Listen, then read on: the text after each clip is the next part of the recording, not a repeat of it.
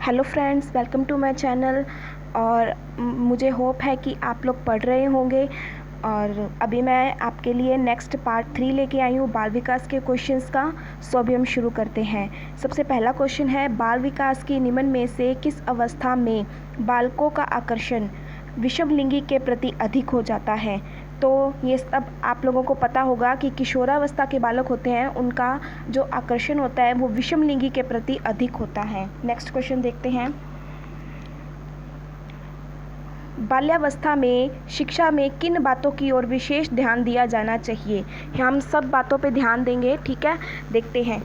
पहला ऑप्शन है, सामूहिक परंतु समलिंगी कार्यों एवं खेलों की व्यवस्था हो। देखो, समलिंगी का मतलब ही बाल्यावस्था से होता है।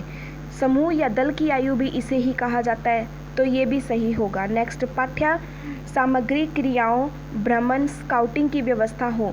ये बिल्कुल सही है। थर्ड ऑप्शन, शिक्षण में खेल विधि एवं क्रिया विधि का प्रयोग किया जाए। ये भी बिल्कुल सही है। इसका उत्तर हो जाएगा सभी। नेक्स्ट क्वेश्चन, बाल्यावस्था में शिक्षण होना चाहिए। पहला ऑप्शन है, बालक की क्षमताओं के अनुसार, बालक की रुचि के अनुसार। तीसरा, 1 और 2 दोनों।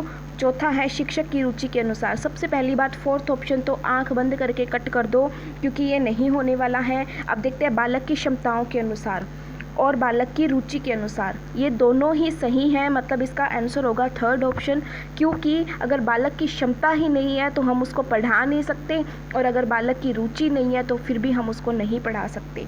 नेक्स्ट क्वेश्चन, किस नियम के अनुसार बालक अपने माता पिता के विशिष्ट गुणों का त्याग करके सामान्य गुणों को ग्रहण करता है। अब देखो, जो संक्रमण का नियम है ना, वो किसने दिया था? लेमार्क ने दिया था। ये मैं आगे आपको एक्सप्लेन करने वाली हूँ कि ये कैसे दिया था और क्यों दिया था।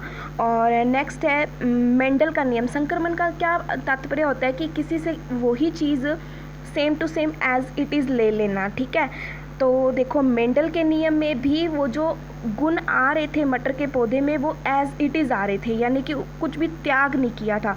समानता का नियम नाम से ही दर्शा रहा है कि इसमें समानता होगी। प्रत्यागमन, प्रत्यागमन का मतलब होता है कि एक चीज़ को छोड़ के दूसरी चीज़ पे जाना, या ऐसे भी बोल सकते हो, मतलब अवॉइड करना या त्याग करना, यही होता है प्रत्यागमन। इसका आंसर जो सही होगा वो फोर्थ होगा, ठीक है। नेक्स्ट क्वेश्चन देखते हैं। एक बालक को प्रभावित करने वाले कारक हैं वातावरण, वंशक्रम। 1 और 2 दोनों, ये आप सभी जानते हो कि वंशक्रम और वातावरण दोनों हैं। तीसरा ऑप्शन सही होगा। लेकिन मैं आपसे पूछूंगी कि वातावरण और वंशक्रम में से दोनों में से कौन सा सबसे ज़्यादा अधिक प्रभावशाली होता है। तो देखो, वातावरण जो होता है वो सर्वाधिक प्रभावशाली होता है वंशक्रम के बजाय, ठीक है। नेक्स्ट देखते हैं। ये देखो, अब मैं आपके लिए कुछ सिद्धांत लेके आई हूँ, इसको मैं अभी एक्सप्लेन भी करूँगी, ठीक है। जैसे देखो, अकस्मात परिवर्तन का सिद्धांत। ये जो परिवर्तन का सिद्धांत है, जो कि अकस्मात होते हैं, यानी कि अचानक होते हैं, सडनली होते हैं, तो ये इसके जो प्रतिपादक थे वो स्टैनली हॉल थे। ये जो सिद्धांत है ये किशोरावस्था के लिए दिया गया है स्टैनली हॉल जी के द्वारा। 1904 में दिया गया था।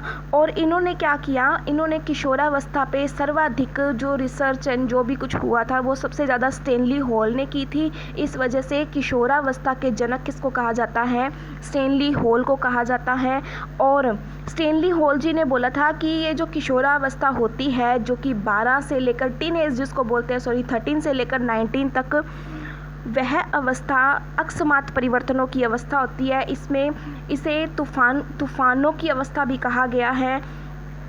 नेक्स्ट देखते हैं हम, बीज कोशों का सिद्धांत। ये जो सिद्धांत है ये बीजमैन के द्वारा दिया गया था। और इस सिद्धांत को जनन द्रव्य, अमरता का सिद्धांत, और एक और मैं आपको बता दूं, इसको निरंतरता का सिद्धांत भी कहा जाता है। अब जो बीजमैन है उन्होंने क्या किया, कुछ चूहे लिए, ठीक है। चूहे की क्या किया, मतलब एक चूहे की पूंछ काट दी, फिर आगे उसकी जो पीढ़ी आई उसकी भी पूंछ काट दी, फिर आगे आगे ऐसे करते रहे, पूंछ काटते रहे। वो देखना चाहते थे कि क्या पूंछ का उपयोग नहीं होने पर वो गायब हो जाएगी, ये वो देखना चाहते थे। लेकिन ऐसा कुछ नहीं हुआ। आगे आने वाली पीढ़ियों में भी चूहों के पूंछ थी और अभी भी होती है। तो देखो, ये जो बीज कोश का सिद्धांत, यानी कि अमरता का सिद्धांत, समझते हो, यानी कि अमर रहेंगी ये चीज़ें, ठीक है। ये सिद्धांत किसने दिया था? बीजमैन के द्वारा दिया गया था। इसे निरंतरता का सिद्धांत भी कहते हैं। नेक्स्ट, अर्जित गुणों के संक्रमण का सिद्धांत। ये जो सिद्धांत है ये लेमार्क ने दिया था, जो कि जिराफ की गर्दन पर प्रयोग करके, यानी कि जिराफ की गर्दन कोई ज़्यादा लंबी नहीं होती थी, ऊंट के समान होती थी, लेकिन क्या हुआ कि जिराफ की एक आदत होती है कि वो नीचे से उठाकर कोई चीज़ नहीं खाता, वो हमेशा ऊपर की चीज़ें ही खाता है। इसलिए वो जैसे जैसे पेड़ों को जो पत्ते हैं उनको खाने लगा, तो उसने अपनी गर्दन का उपयोग सर्वाधिक किया, इसलिए उसकी गर्दन क्या हो गई, लंबी हो गई। ठीक है, नेक्स्ट देखते हैं मौलिक गुणों का विकास का सिद्धांत। मौलिक गुणों के विकास का सिद्धांत जो है मेंडल के द्वारा किया गया था। ये तो हम बचपन से ही पढ़ते आ रहे हैं कि उन्होंने अपने मटर के पौधे पर उपयोग किए थे, जिनमें उन्होंने एक लंबा पौधा और एक बोना पौधा लिया। उसके द्वारा जो पौधे बने वो 50% लंबे थे और 50% बोने थे। इस प्रकार से ये कुछ सिद्धांत दिया गया था। नेक्स्ट है समान प्रतिमान का सिद्धांत। ये जो सिद्धांत है समान प्रतिमान का मतलब क्या होता है, मॉडल।